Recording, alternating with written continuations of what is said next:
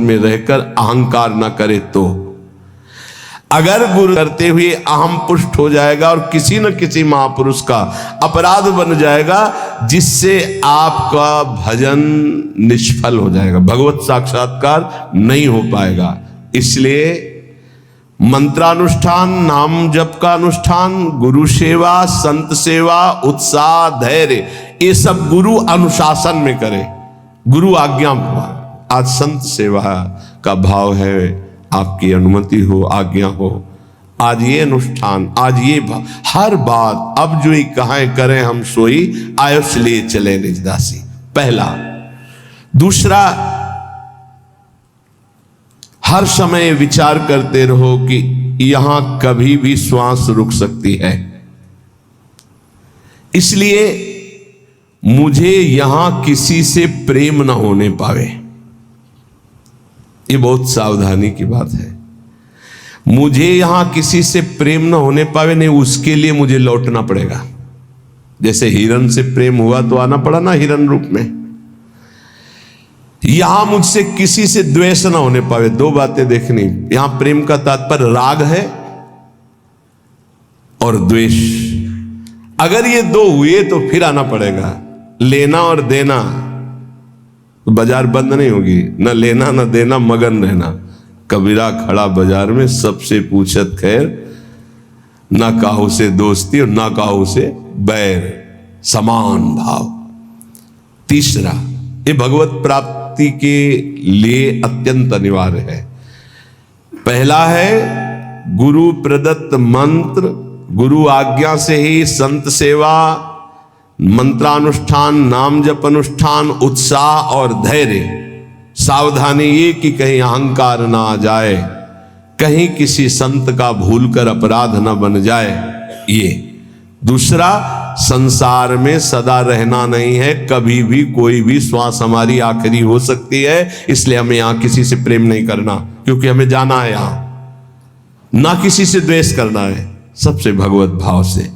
तीसरा, हमें प्रभु की प्रगट सेवा करके मानसिक सेवा में प्रवेश पाना है।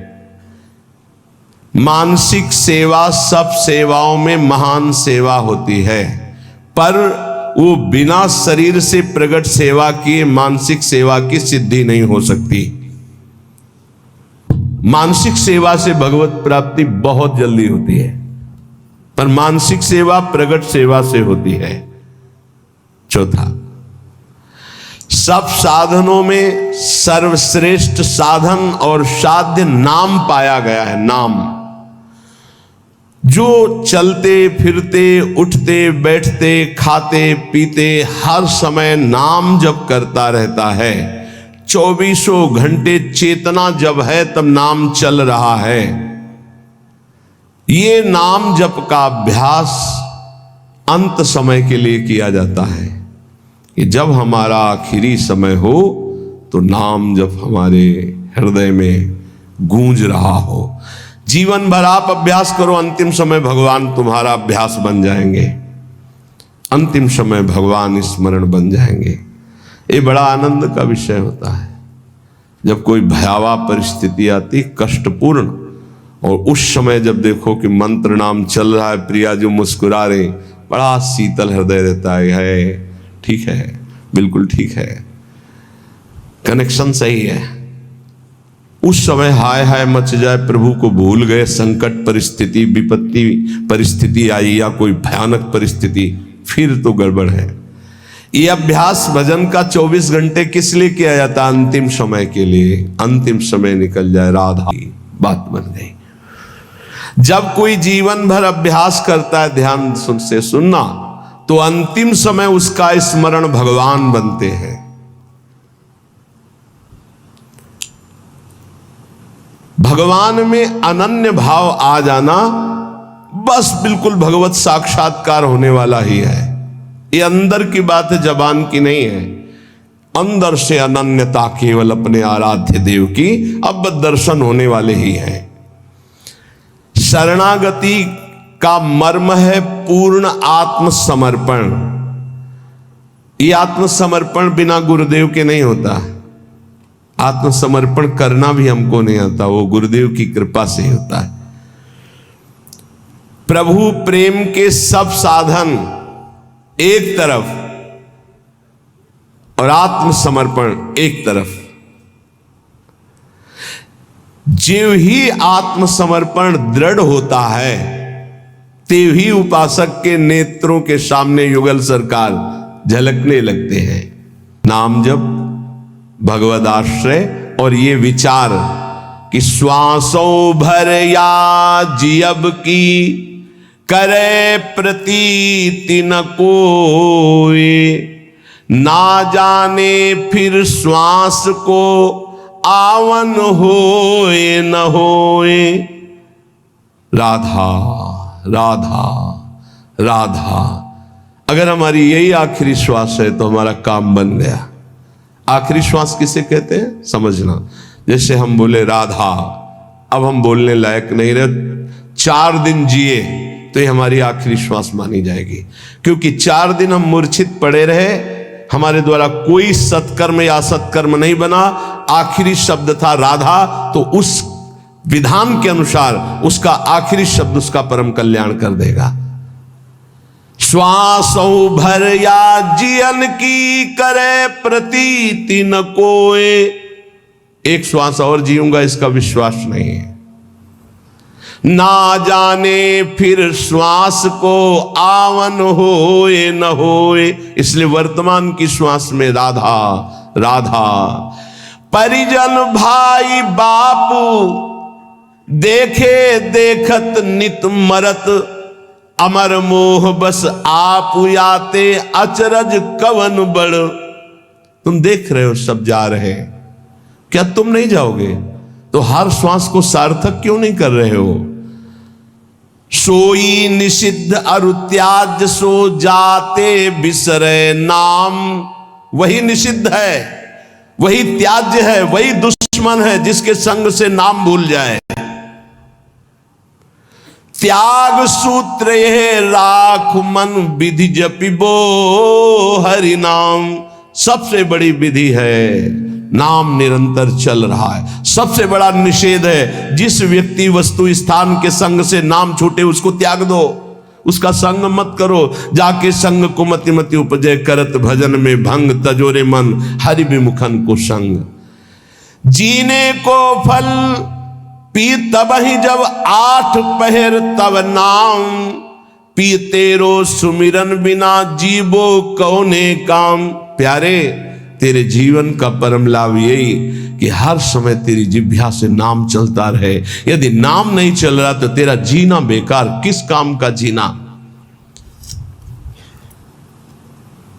इसलिए कुछ प्रश्न हैं बहुत उत्तम, जिनके सारांश में उत्तर हैं, जो हमारे परमार्थ में बहुत सहयोगी हैं। दीनता और नम्रता भगवान को बहुत प्रिय है, इसका क्या लक्षण है? तो बोले जिसके अभिमान का संपूर्ण अभाव हो चुका है उसी में दैन्यता और नम्रता आती है। दैन्यता और नम्रता भगवान को बहुत प्रिय है, इसका क्या लक्षण है? तो उत्तर, जिसके अभिमान का पूर्ण रूप से अभाव हो गया है। कर्म किसे नहीं बांधते हैं? भगवत प्रेमी महात्मा को या ब्रह्मबोध संपन्न महात्मा को, 2 के ऊपर कर्म विधान लागू नहीं होता।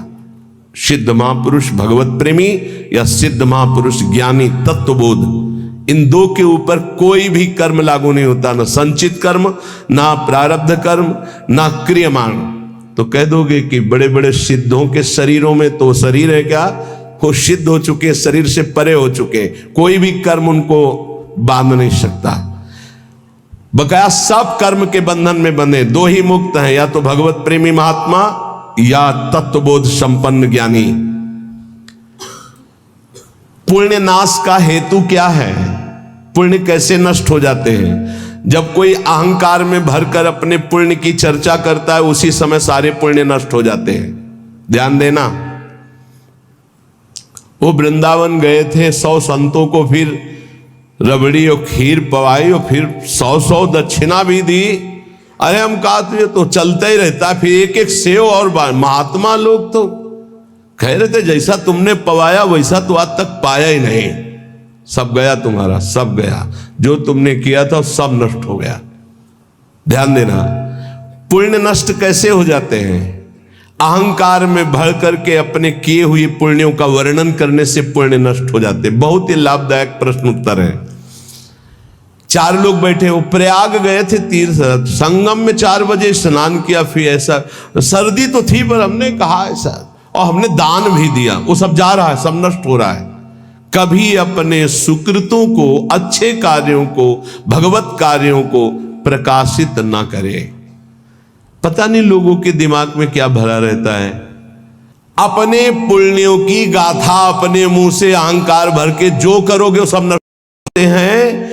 गुणों का अभिमान करके, गर्व करके पुण्यों का वर्णन करने से पुण्य क्षीण हो जाते हैं। गर्व करके अपने तपस्या, अपने सुकृतों का वर्णन करने से तत्काल वो सब नष्ट हो जाते हैं। महाभारत में प्रसंग है महाराज ययाति के भ्रष्ट होने का। केवल गर्व करके बोल दिया ऐसा ऋषि न पीछे कोई हुआ है ना आगे ऐसा होगा, तत्काल खोपड़ी के बल स्वर्ग से नीचे ढकेल दिए गए। सब ऋषियों का अपमान करने के कारण, गर्व भरे सुकृत वचन बोलने के कारण तुम्हारे पूरे पुण्य खत्म हो चुके, सब नष्ट हो गए। पुण्य क्षीण कैसे होते हैं? अभिमान भरकर अपने पुण्यों की चर्चा करने से। बहुत संभलना, बहुत संभलना, लुटेरे बहुत हैं।